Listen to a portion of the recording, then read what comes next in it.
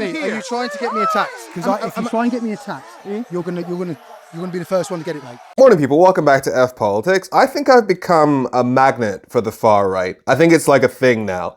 Because first there was Lucy Connolly a few weeks ago, and now at the march against the far right that happened at this weekend, I was walking along and a crowd of literally hundreds of thousands of people, and this guy walks past me, and he's dressed very nicely. He's got a scarf around his entire face. The scarf, which you see in the video, is covering up to here, and I still recognize this guy as Danny Tommo, the guy who used to be Tommy Yaxley Lennon's right-hand man. And because it's a march against the far right, I'm like, well, I can't not fuck with him. And so even though he disappeared into the crowd, I went after him. Sorry, there's a fascist going through there. I need to deal with that.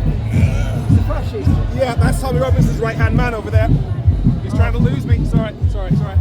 And bear in mind, I'm still recovering from a snapped Achilles, so pushing my way through a crowd, jumping off a wall, not easy. And what you're seeing here is me pushing my way through a crowd for 42 seconds until I eventually found him. Why are you following me, Flip? I figured I'd figure out what you're doing here. Everyone's welcome. Are you racist? Everyone's welcome. Even Tommy Robinson's right-hand man is welcome here. I don't think so. Tommy Robinson's a fascist. Oh, well, he's been your mate for the past, 8 years now. Oh, I don't know who you're talking about. Really? Is that right, Danny? Remember last time you and I were in a march together? Listen, you did the same to me, so I'm doing the same to you. Well, Did you not? Yeah, what he's talking about there is how in 2018 there was a Brexit betrayal march because Theresa May's Brexit deal, Brexit voters didn't actually like it. Surprise, surprise. And so I went undercover with a Union Jack t-shirt to try and interview the people there. But Danny Tommo actually spotted me, didn't know who I was, and so he thought he could use me as proof of, hey, look, we're not all racist. And instead, at the Brexit betrayal march, I got him to make an incredible admission. Yeah, I came, and you admitted that the Brexit policy that you were supporting was going to make people poorer. Even better, when he tried to brag on Facebook about how there was a black person at his march, the comments were all like, that's Femi, the biggest anti-Brexit voice in the country. He's just mugged you off, Dan. And I found it was hilarious. Have a great day, Flem. Everyone's welcome, remember that. Awesome, Everyone's welcome. Yeah. Have a great day. God bless. You too. Have a you, great bro. day. You Have a great too. day. What's your plan here? What's my pronouns? What's your plan here? He, him. What's your plan The way trans people live rent-free in these people's heads, incredible. here? No, I've decided that I want to join the other side. You're joining the other side? I'm here. So you're a feminist now? Not just yet. Wait. So I thought, are you joining the other side or not? Which one is it? Well, let's get this straight, because I know there'll be some of you who are more towards his side of politics, who might be watching this for some reason. There was that notion of me trying to not make him feel welcome in that space. And you might think that that's hypocritical because I went to his rally. But I went to his rally with my face uncovered. I went to a UKIP racist march as a black man who had been on TV many, many times that year, specifically against the far right. And I uncovered my face. And I went there to interview people, and did interview people right at the very top. I've just spent an hour and a half inside a UKIP Tommy Robinson march, dressed in camouflage, hoping to blend in. And I even spoke to Tommy Robinson's right-hand man and Tommy Robinson briefly himself. Whew, I'm gonna need a strong tea. And I was asking proper journalistic questions to challenge their ideology. So even on the principle of let's be fair, all he had to do was basically try and challenge our ideology. He was coming to a space that fundamentally opposes everything he stands for. Stand on business. Don't hide your face and then run away and then claim to be a victim like everyone's going to attack you. So I'm just curious why you're here. Sorry. Everyone's welcome, guys. Everyone's welcome. Yeah, I'm just curious what you're doing here. Tommy Robinson isn't really the kind of vibe here. I'm wondering why you're here particularly. Are you trying to get me attacked? I'm wondering why you're here though. Because everyone's welcome. No, but why would you be here? This is everything. This goes against everything. Thank you. This place goes against everything you stand for. Why would you be here? Why would you be here? Danny, why would you be here? Mr. Raise the Colors, why would you be here? Mr. Raise the Colors, why are you here? Are you trying to get me attacked? Because if you try and get me attacked, you're going to be the first one to get it. If you get me attacked, you'll be the first one to get it. So you're saying if you get me attacked, you're going to punch me, you're going to hurt me. You're the first one to be arrested. First one to get it. Yeah. First one to get it. Yeah, if you get me attacked, yeah. You're gonna try and punch. You're gonna Stop. hurt Are me. you trying to get me attacked? Are you trying to hurt me? I'm trying to move on with my day. Why are you here, Danny? I'm gonna be real with you. Was I deliberately making sure that everybody around us knew who he was? Yes. Was I aware that that might lead to, at the very least, verbal aggression towards him? Yes. Was I aware that in doing so, I might make him a little nervous for his own safety? Yes. If that had happened, would I have ended up defending him like Patrick Hutchinson did a few years back?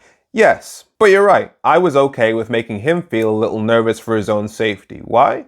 Well, because, for starters, he's one of the people behind the riots in 2024. Do what needs to be done, but don't get yourself arrested.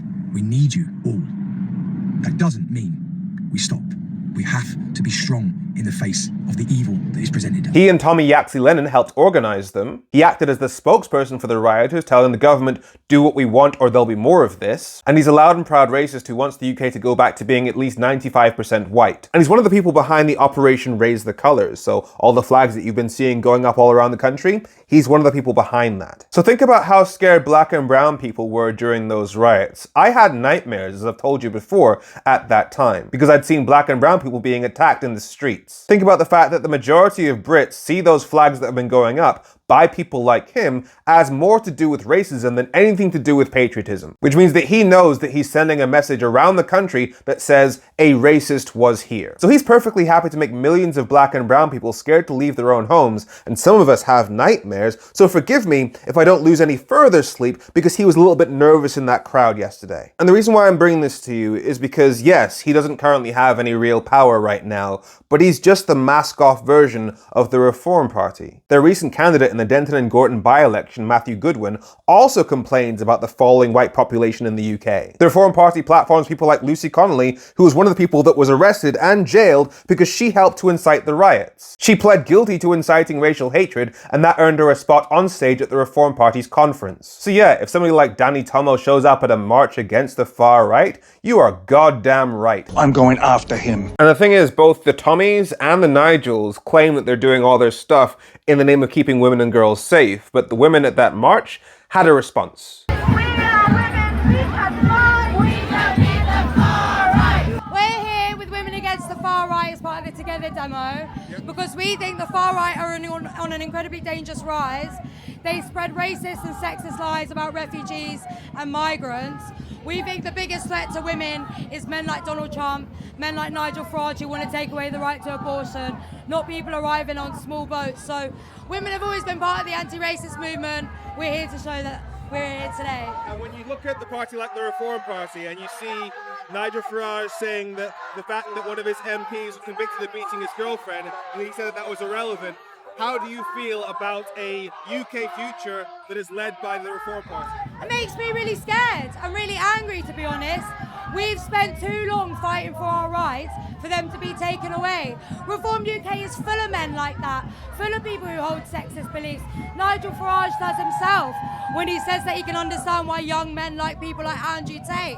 Reform UK want to scrap the Equalities Act. Their head of policy, James Orr, is anti-abortion in all circumstances. They're the danger to women. Appreciate it. Thank you very much. Thank you. But the right will still insist that they're here to keep us safe, and so I spoke to somebody whose literal job it is to keep us all safe. I can imagine that if your job is literally to pull people out of fires, out of danger, the concept of refugees is kind of next to that, right? Well, exactly. And like when the bells go down on the station, it doesn't tell us who that needs saving. We turn up at the incident, and we'll go into that building regardless of religion, colour, political ideology. That's our job. And what we want to make sure is that the people that are supporting the far right, they're against trade unionism, they're against public services, and they want to get rid of all that. So we need to tell them that's not welcome. See, on pretty much every issue, the far right are the problems that they claim to be the solutions to. Like, they say that they're here to help working class people escape poverty, and so you would think that they would be trying to upend a system that allows your CEOs to be paid 122 times what your average worker is earning. You'd think that they'd be in favor of strengthening workers in their unions to help them demand better wages. Instead, Nigel Farage has accused striking nurses and teachers of being part of a left-wing conspiracy. Instead, they'd much rather you blame asylum seekers who come to this country on small boats asking for our help after we've likely made their country unsafe. In fact, Reform employees have even suggested we start shooting refugees on boats as target practice. Anything to avoid actually helping working class people. And so the people at the march yesterday were like, Sink the system, not the boat! Sink the system, not the boat! They sink the system, not the boat! Sink the system, not the boat! and that's why we marched yesterday, to send a strong message that we simply cannot afford to keep listening to the right anymore. I spent a quarter of a century campaigning for us to leave the European Union. And all they've done is make us poorer and give some of us nightmares. I'm Femi. Make sure you follow F Politics so politics doesn't F you. Have a great week.